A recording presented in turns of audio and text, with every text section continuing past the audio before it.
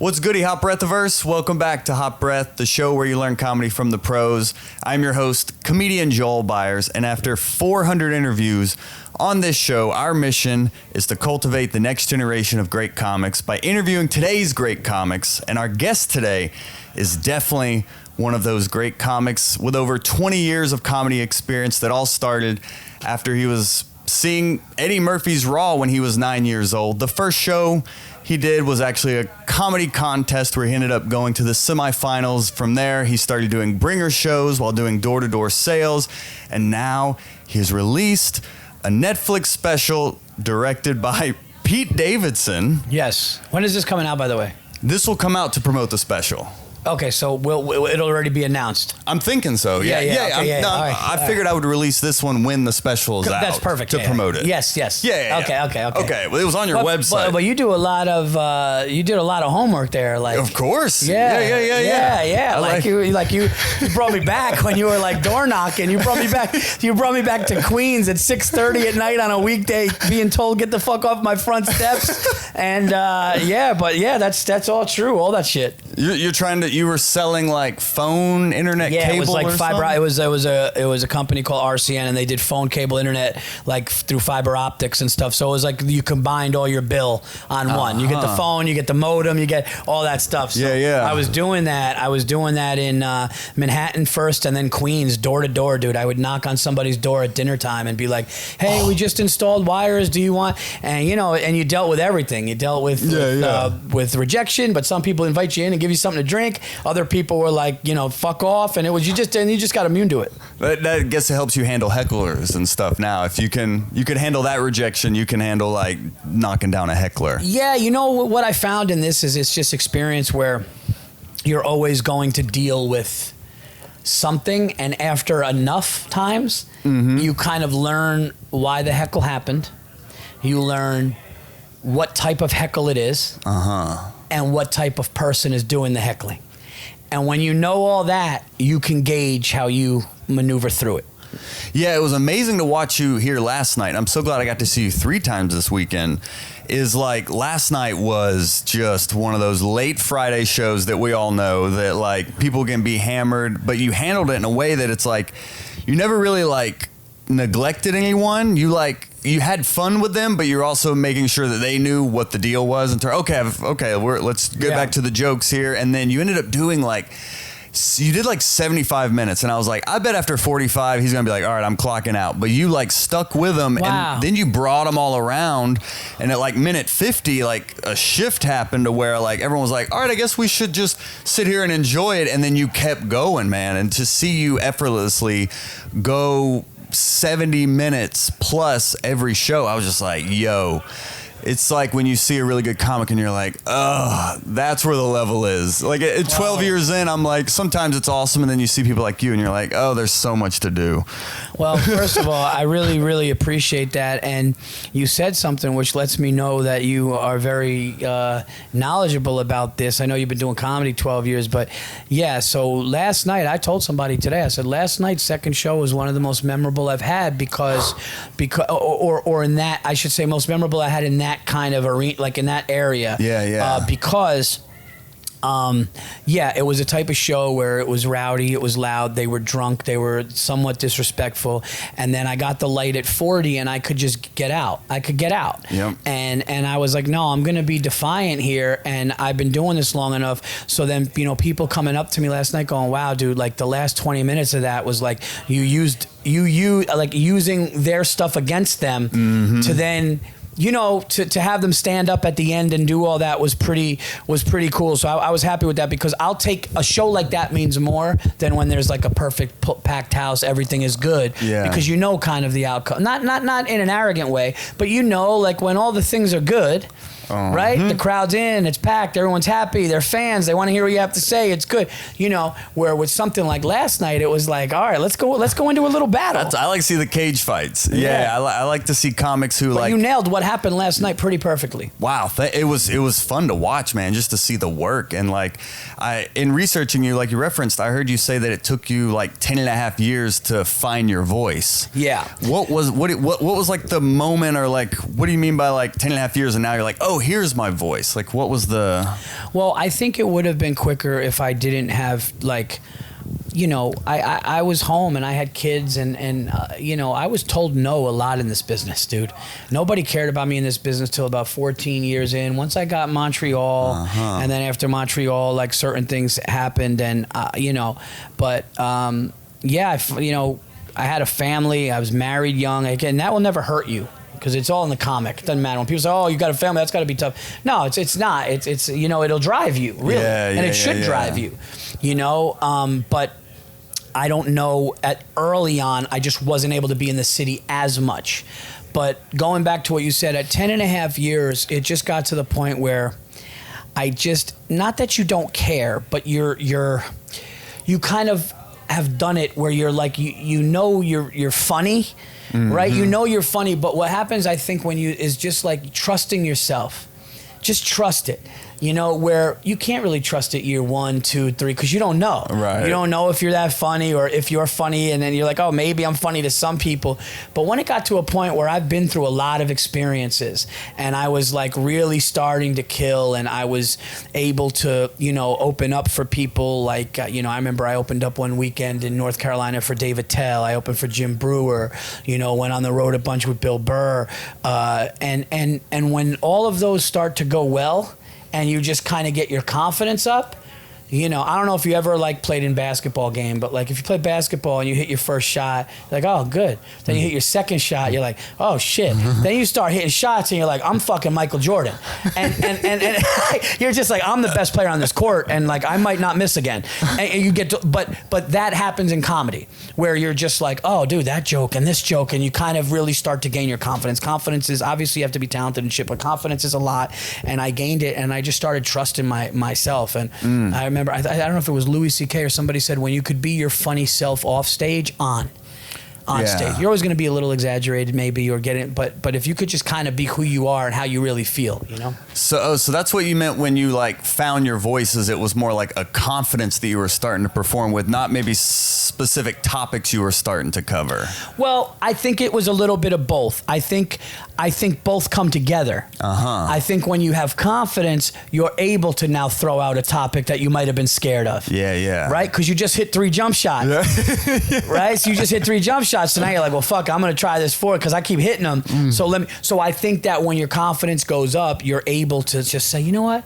I will do a joke right now about, you know, cancer charities. Or I will do a joke right now about a disease or a disability somebody may have. I'm going to try to do it in the best way I could, but I trust myself that I could do it. That's what started to happen. Oh, okay. You start to not get upset with the crowd being upset. Or you start to get, you're not upset with some people being upset. Because what happens is, I noticed as I got better, there were more pockets of people that didn't like me. Because if everybody's liking me, then I'm being safe. Yeah, well, I mean, opening up for someone like Bill Burr for so many years, I'm sure really like you're seeing it at that level as you're developing as well, of like, oh, okay. You say these things that some people may get upset about, and by the end of it, they're laughing at it, you know? You know, I remember I opened for Patrice O'Neal, rest his soul, at Bananas. I opened for Patrice at Bananas one weekend, and I remember like people were like walking out, and he would have people walk out.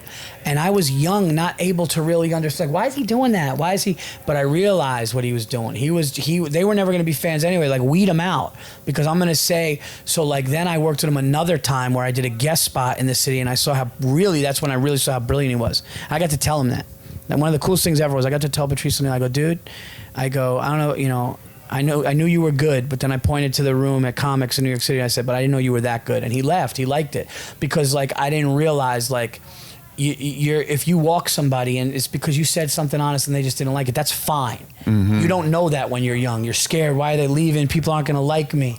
Then you're like, fucking, who cares? Yeah, but sometimes young comics are like, oh, I see people that have been doing this 30 years cover these like risky topics, and they're like 2 months in, like, no, I'm the chosen one. I'm going to say these things, and it's not funny, and then people get offended, and they're like, what is this? And then they post a Craney Groundwork clip trying to go viral, and they have nothing to back it up. up. Yeah. You know, that's where the game's at now. But if it works, it works. You know, people are having success with it. But with your new special, I heard you talking about how like special, you want a special to be special. Like a lot of people are putting out specials now, and it's like, and I mean, a lot of them are good, but Ali Sadiq just dropped a special, and I was talking with him about it, and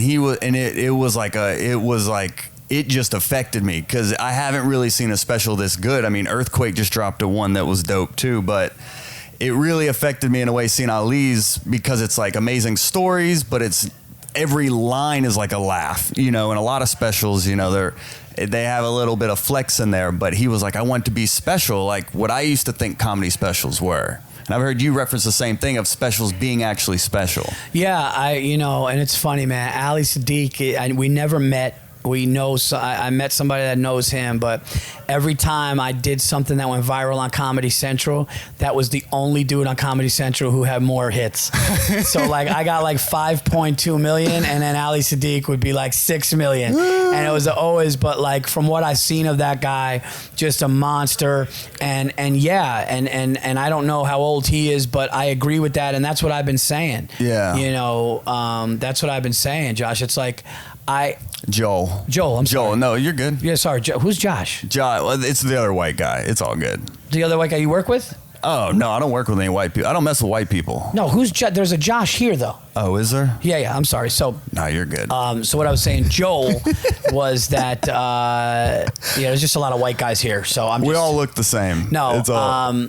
no, but as far as a special being a special, it really is like... For me, it's, and this is no disrespect to somebody who does a 30-minute special, okay? Comedy Central and HBO did 30-minute specials, so I'm not knocking that.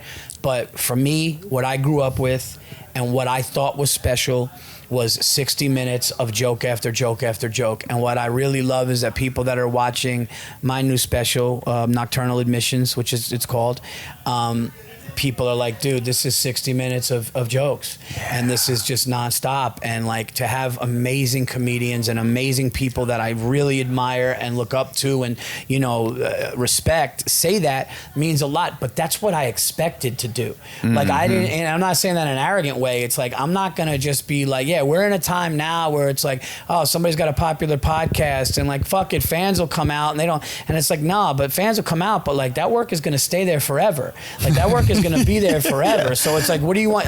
Do you want to be the guy going, yeah, no, but dude, when I did this, the podcast was hot.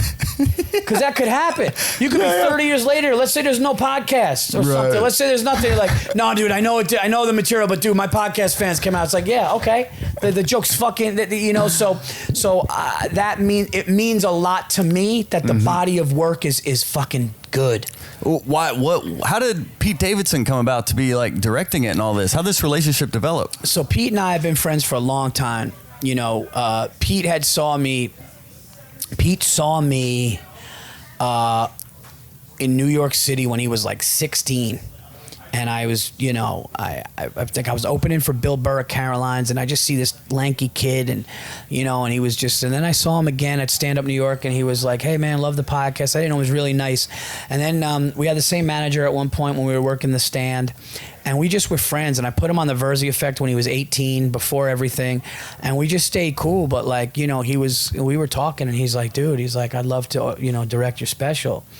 And then he told me one time, he's like, dude, you know, like, this is the best shit you've done. And he was like, you know, and he came out on stage the night of the taping, and he goes, I saw Paul at 16, and I saw him perform in the city, and he became one of my favorite comics, and he wanted to be a part of it. You know, Pete asked me, you know, we were hanging out. He's like, I'd love to be a part of it. I'd love to put my name behind it. And so, you know, Pete is one of the best, most misunderstood kids. I've said that millions of times.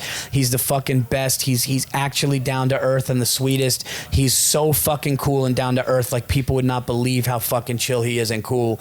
And yeah, man, he's one of my best friends. He's like a little brother to me. So but yeah, he wanted to be a part of it because of, you know, as he was coming up, he saw me and was like, oh, I want to do that. That was pretty cool. Wow. And then, like you said, reference that you were opening for Bill Burr. When into your career, you started in 2000, like how long into your career did you start opening up for Bill Burr? So, yeah. And how did that happen? I did a spot. it was Thanksgiving weekend in 2005, and Bobby Kelly came in for the Wednesday, Thanksgiving Eve, and then Bill came in on Friday, Saturday. And he was just like, dude, you know, that was so, he's like, were you the other guy on the show? And he goes, I was downstairs. I heard it. You killed. I'm going to watch you. So then he referred me to a room. And I did well there. He heard I did well at the room he referred me to. And he goes, hey, how about next time I do that room, you work with me? So then like around 2007, we became friends. And then I remember one day in 2008, he goes, hey, I'm going to watch DC Improv. You want to open? And I was like, yeah. And we just kind of been, you know, and it's like my family now. So, you know, opening for him and, you know, having him believe in me, you know, it was pretty cool because I would just be like home chilling and somebody would go, hey, dude, Burr just called you a beast on his podcast. And it meant a lot because I knew Bill doesn't put that out there. And I know Bill's not somebody to ever give. One thing he always says is like, you never give false hope. So I know Bill would never fucking go on his podcast to his fans and say that, and, you know, say the nice things like that. Paul Virzi is a beast. It meant a lot because I knew. It's funny, I'm actually see his name right there. On the wall? Yeah, right there. It's right there right in the here? corner. Yeah, I'm pretty sure. But so, yeah, I think that having somebody like that say that is also adds to your confidence because you're dealing with one of the best. And they see what you're doing and they see your progression and they start saying things they think you're going to do, and it's completely fucking humbling, and it's like, it gets you through. What are some of the biggest lessons cool. you've learned from like working with him so closely? You know, I don't know. I don't know if it would be lessons of stand-up because we are just different people. You know, like his approach is obvious. Like we're just different. But I think just kind of doing something where it's like, you're not leaving, are you? Are you? We've got two. Yeah. I'll say goodbye. Well, yeah, when I'm done, hang out. We got 2.5 minutes. No, it's all right. We go longer. Oh, word. Oh, can you pull that door back the other way? Yeah, there's a light on it. Can you push it all the way back? This way? Yeah. Appreciate it. Yeah. You know, we can go longer. Are you sure? Yeah. Oh, we made it. We ran the light. All right. Yeah, I don't know. Like, you know, Bill has his way, I have my way, but I think just being honest. You know, I think just being fucking honest. Like, just like, you know, one thing I learned, I remember one time I told a joke and there was like an exaggerated part of the joke. And he goes, all right, now tell me what really happened, right? So it was like, yeah, that's exaggerated, but how did it really happen? And then you say how it really happened. He's like, see, that's funnier or as funny. So you don't have to do so that was one thing that I remember when I was younger. You know, I can't remember the joke exactly. It was a strip club joke. It was a strip club joke. I was in a strip club. And I'm like such a nice guy, so I remember like like that shit. Like I'm nice in parts where I shouldn't be. So I'm in a strip club and this chick is just sitting there like a fucking, man. When was this, dude? I was. Where was I? I was in a strip club. I was probably like 18, 19 years old, whatever. And this chick is just standing there and her fucking tits are out. And I just was like, hey, do you have a family? And she goes, yeah, I have a son. And I remember being like, what are you doing here? And she goes, are you a cop? And but my version of it was like something exaggerated. Right. And Burr goes, no, that's funny. Just her saying, are you a cop? But I tried to make it some different thing. Yeah. You know, like made it more about her kid and her son and like going into the, you know, she got pictures of her kids in the fucking lap dance room and Bill was like, you don't need to. I remember this was a long time ago. I was like, oh yeah. So I think like just doing shit like that, you know, 'cause I was really younger at the time when I would do that. Like it's weird. Like you say jokes to somebody like that and you're like, now you're like, oh fuck, I said that. But I was young. Of course. You know, so yeah, but no, just like, we're so similar as how we like treat people, man. Treat everybody with respect and just be cool. We're, you know, just kind of, you know, easy going, get along. Guys that like sports, we have a good time talking. So it was kind of like similar type of shit like that. So it just worked. It just worked. Yeah, and I love seeing, and what we're all about here at Hot Breath is like comics helping comics and being like a positive and supportive community for comedians to develop. Because coming up, when I came up, I mean, I came up in the hood rooms of Atlanta. Like white people didn't mess with me. Like I went where there was stage time. Me like too. I came up in black rooms in New York. It was the best. Yeah, because black people are honest. Like when you perform for black people, you got to be authentic and honest, and they'll laugh. But white people, you know, sometimes you can hide behind cleverness. But when you perform in front of black people, they're like, well, what's the real deal here? Yeah. You know, and that really helps you early on in that. Just being white boy Joel. That's how I came up in this game. Yeah. That's cool. I respect that. I appreciate that because I did that too. Did you ever get booed? Any rough bombs like that? No, one time I was in Philly and there was a place called the Laugh House in Philly, and it was a black room on South Street. And it was a cool room, and my buddy's like, hey, if you want to go down, they'll give you like 5 minutes. And if you want to go down, they'll give you $150 and you do like 15 minutes, right? You co-headline or something. So I go down and it goes great. Black audience goes great. Then he's like, hey man, they want you back like the next month. It's like $150 again. You go down, you co-headline. So I get down there and it's packed and they're tired and there's so many comics go on. And then this one guy who was a monster comic, I don't know if he passed away, if he did, rest his soul. His name was Sugar Bear. He was really funny, like a monster comic. He might have passed if he did rest his soul. But he goes on, and I go, man, this has been long. He goes on and he does like 20 something and kills, but they start to really get tired. He gets off and he goes, dude, now they're tired. So then I go on stage, and I'll never forget this. I go on stage. I did a lot of high pressure all black rooms where I could be booed, and this was the worst out of all of, and I did it for many years and it went well. So this one didn't hurt me that much, but it still sucked but I get on and I go, hey man, I go, dude, I just got back from Kansas, and this one black woman in the audience just goes, why? And I remember going, this is gonna suck. And dude, I was up there and like people would just like it was so late, like 2 people would just get up and leave. And then a couple other people would get up and leave. And a couple other people would get up and leave. And by the time I was done, it was like half the room. And I was just like, and they paid me and said thank you. And I just remember being like, fuck.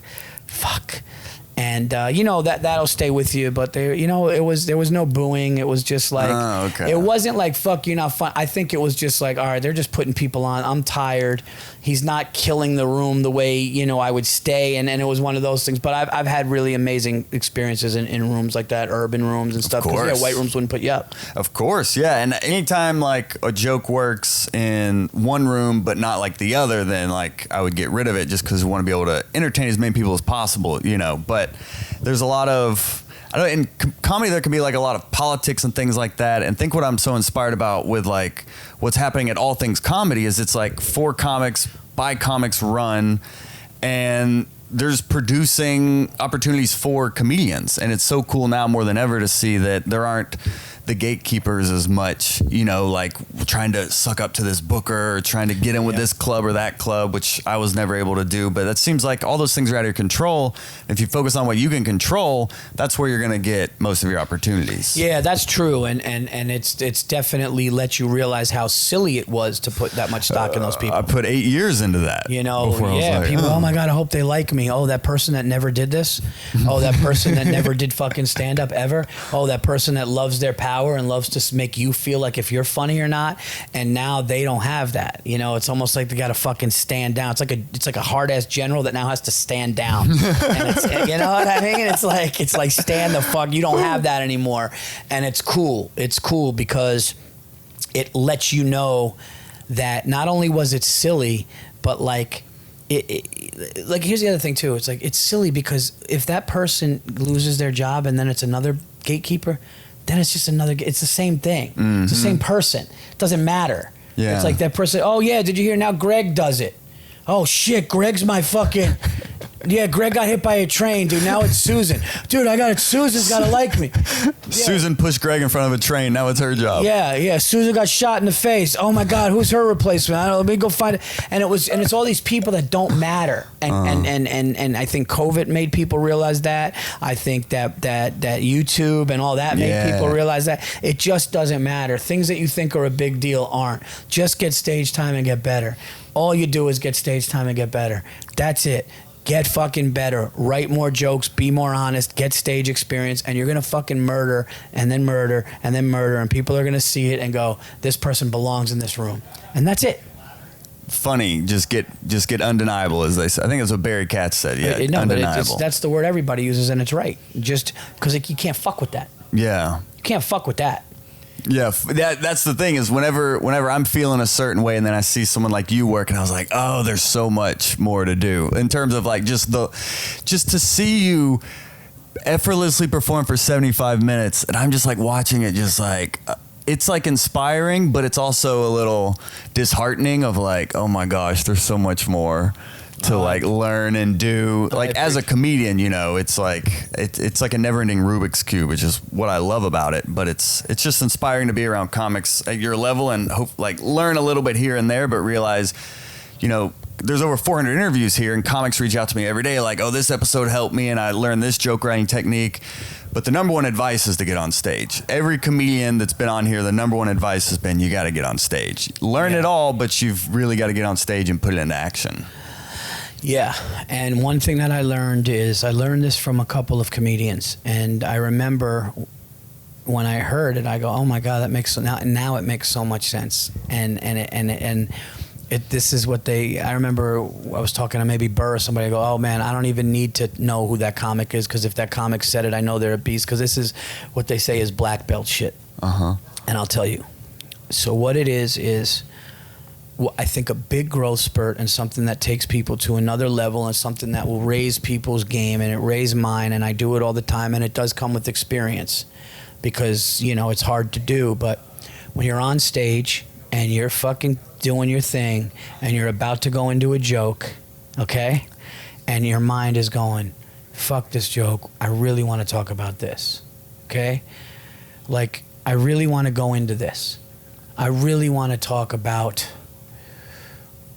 school shootings or this abortion thing or I really want to talk about this fight that I got into with my wife about the Johnny Depp case. This is totally hypothetical. Of course. My wife was completely on Johnny Depp's side, but I'm using that. But instead I'm going into this bit that is kind of in my regiment. The better comics, the elite will completely abandon the joke that they know works and go and talk about something that's in deep waters that they don't know how it's going to go. And that is black belt shit. And that is another level where you stop and you're like, man, fuck that joke. You know what? I just had a thought today about this and this is what I really want to talk about. This is what I really feel. So let me do that. I might get back to that joke later or if it fits. But right now, like I got 15 minutes left and like I kind of want to do this and abandon the thought. Now all this happens in 1 second in your mind. Right. 2 seconds. But that's the difference. That is maybe finding your voice more. That is maybe like, yeah, because you're going to get more from that. Joel, you're going to get more from that. He remembered. Yeah. You're going to get more from that on your ride home and going to sleep that night than if you just go, I did everything by the thing and it killed and okay, let's go back to sleep, everything's fine. You're gonna feel better going, no dude, I abandoned that thing and I did this. You know, I live an hour away from New York City. I have 2 kids. I ride into the city, I drive my car down there. Does it make sense for me to do every fucking joke from my special that kills? No. Maybe I'll give them 1 or 2 on a Saturday night at the Stand or the Cellar. But you know what? Those 5, 6 new bits I'm working on, I'm going to throw that out. Let me do that. You know, I'll find a way to get laughs with other stuff if I have to, but I got to make sure I'm getting this new shit out there. And that makes sense. That makes sense for the work. I'm not doing it for the fucking money, spot money. $25 on a weekend or whatever, $40 on a weekday, $75 or $100 on a weekend. Okay, fine. That's nice to do a bunch of sets and get a little pocket change, but you're doing it for the bits. You're doing it for the time. Yeah. So you have to keep that in mind because you have to, you got to look at long money. You don't look at short money. You know? There's money in comedy? Wait a minute. Where's the money? There's money in comedy. When does that happen? You'll get there, man. I appreciate that. You'll do it. The too white to fail face. Awesome. Yeah. Well, let's land this plane. Thanks for going extra. That it's an honor and a privilege for you to share your valuable time with me, Paul. No worries. Before we get out of here, is there any like closing advice for comedians? A lot of comedy fans listen to this, but also like aspiring or like young comics listen to this. Is there any like advice you've learned that like you always just remember that you would like the younger generation to apply? The only advice I would give is things that you think really, really matter don't. And all of the things that you want to get, you will get if obviously you got, I mean, obviously this goes with being talented and funny. So, you know, I don't want to give false hope and go, but I'm saying if you're a funny comic and you're talented and you kill, if the work ethic is there and you're willing to fucking not care about money at the beginning and go and kill and go to hell rooms and this and that and do all that and start to be more honest and stuff, it's going to work out. But I would say do not put stock in things, or do not let somebody who means nothing make you feel like you're less than. Okay? So that comedy club booker at that club just doesn't like you or think you're ready. Fuck that. That means nothing. That means nothing. You go and find a club that does believe in you and work that club and do as many sets in that club. And then what's going to happen is the club that said no to you is going to start hearing, hey man, I heard so-and-so's killing. It'll all come. But like this, oh, they don't like me. You know, I've heard of stories where somebody's like, I didn't get into the Comedy Sellers. I might move. And it's like, what? It's like, you might move. It's like, what? So, you know, it's just, you know, go to the places that people, you know, believe in you. And I remember Bobby Kelly said something once, my good friend Bobby Kelly, one of the funniest. And he goes, yeah, he's been on here. And he goes, like, you don't need everybody to believe in you. You need one person or two, you know, like one person to believe in you, just to do that. You know, if one comedy club wants to work you, put in your avails at that comedy club and work, and then slowly try to work your way to other ones. But do that. Don't get so down about something, and don't look at, you know, and short-term and long-term goals. You know, short-term and long-term goals. You know, if you're like, hey, man, I want to put an album out in 2024, then you make sure you put that album out in 2024, and then whatever your long goals are, you have those and write them down. And if you fall a little short one year, you fall a little short, but those are big, man. That's really big to do it. Because you got to have a goal. You can't be on a hamster wheel. You know, if your goal is to just do spots all over the city, then what's the end game? You're trying to do an hour? You're trying to do a special? You're trying to act? What are you trying to do? You're just trying to fucking, you know what I mean? Yeah, for you sure. know? And don't be an asshole and drink all fucking night. So there you go. Amen. Well, where can people plug all the awesome stuff you have going on too? Yeah, so I do 2 podcasts, one called The Virzi Effect, which is by myself and sometimes with a guest. I co-host the Anything Better podcast with Bill Burr. Both are with All Things Comedy Network. My YouTube channel is growing. I built a YouTube channel during pandemic and it's going really well. There's clips of the podcast on there and stand-up clips. All of my dates are on paulvirzi.com. That's VIRZI. Same thing with Instagram, Twitter, and all that. And I hope everybody's enjoys the special on Netflix. Yeah. And my first special, I'll say this, which was on Comedy Central, should be on Paramount Plus too. And my new one on Netflix is called Nocturnal Admission. So what's up, guys? This is Paul Virzi, and you guys should listen to Hot Breath because this kid Joel is, he's just a great kid, you know. And we've known each other for 30 minutes. So and in the 30 minutes, I like the kid. I trust him. And there you go. So listen to his shit and enjoy. Appreciate you. Paul Virzi, thanks for being on Hot Breath, my man. Thanks, man.